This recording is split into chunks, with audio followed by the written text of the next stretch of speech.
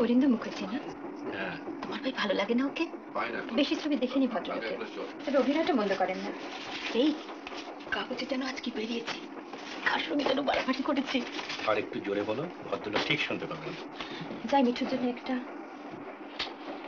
Excuse me, একটা autograph. ও yes certainly. আমার খুড়তুতো বোনের জন্য।